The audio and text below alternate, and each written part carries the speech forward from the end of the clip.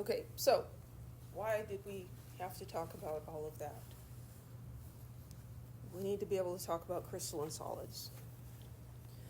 So crystalline solids can be broken down into three different categories depending on what the individual units of that crystal are.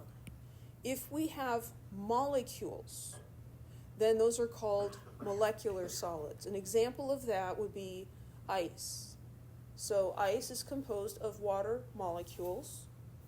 When the water freezes, it forms a crystalline structure, and the pieces of that crystalline structure are individual molecules. We can also have ionic solids that are crystalline.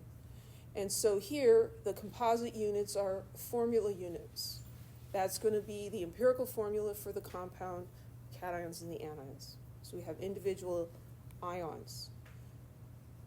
Ionic solids tend to have very high melting points because these ions are held together on all sides by ionic bonds with other ions.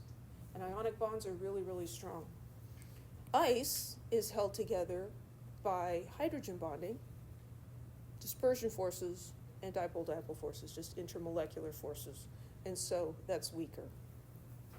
And then we have atomic solids, which actually make up the smallest group and yet get divided into three more groups. So we have non-bonding. So here, for all of these, the composite units are atoms. So these are talking about elements, right? You can't have a compound here. These are just going to be elements. Non-bonding atomic solids, the atoms are just held together by dispersion forces. The only examples of that are the noble gases. So they're going to have very low melting points. We can have metallic atomic solids, where the metal atoms are held together by metallic bonds. The melting points here are going to vary. Liquid mercury is a liquid at room temperature, but many metals, you have to get them extremely hot before they'll melt. And then we have network covalent solids, where here we have atoms, but they're held together by covalent bonds.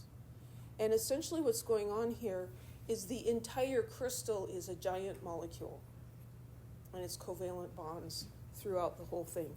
So these are also going to have high melting points. So this is just talking more about what I already said, except for this slide. Some molecular solids can crystallize in different types of structures. So these are called polymorphs.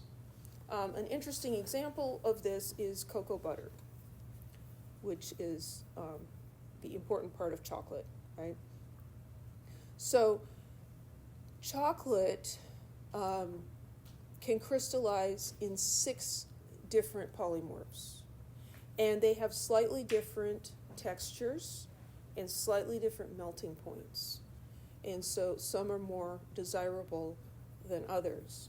So this one, number 5, this is what really good chocolate is going to be like. It's going to be firm, it'll have a good snap, it'll have a smooth and shiny surface, it'll melt in your mouth, but not so much in your hand. That's the most desirable. If you've ever maybe come across some leftover Halloween candy, like from last year, and ooh, chocolate, you think, and you open it up and it looks like that. That doesn't look very nice, does it? It kind of looks like mold. It's not mold. This is called bloom, and it's just a function of how the cocoa butter is changing into a different polymorph. So you can go ahead and eat that chocolate. It is safe. It's not going to hurt you at all. The texture might be a little different, but it's still going to taste good. Okay. So, making chocolate, there's a lot of art in that, because how you heat it up and how quickly you cool it, etc., make a huge difference in how the final result turns out. Ionic solids, just describe those. We're going to talk more about those later. Non-bonding, these are the noble gases. Metallic solids, Here is another illustration of the electron C model of the metallic bond. So we have all of these metals here, and they've sent an electron or two out to play, and so the electrons can swim around here, but they keep everything together. And then network covalence atomic solids are held together by covalent bonds. So we should be able to identify what type of solid these things are, and it's actually a lot easier than it sounds. What type of atomic solid is AU? Well, first of all, is this a molecule? I mean, is this a compound or an element? It's an element. So then, what are the pieces going to be? They're going to be atoms, right? And how are they going to be held together? Well, they'll be in the solid state, but what kind of an element is AU? A metal or a non-metal? It's a metal, right? So, it's a metallic atomic solid. Yeah. So this would be metallic atomic solid. Here, which solid would you expect to have the highest melting point? Well, what are the strongest kinds of bonds or forces? Forces. Ion dipole. Ion dipole forces are strong, yeah.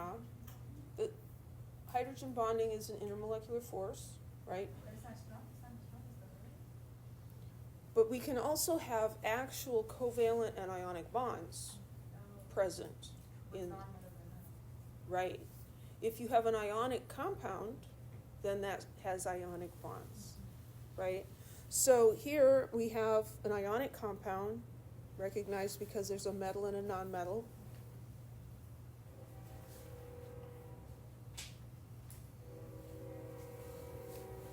Here we have a diatomic element, right?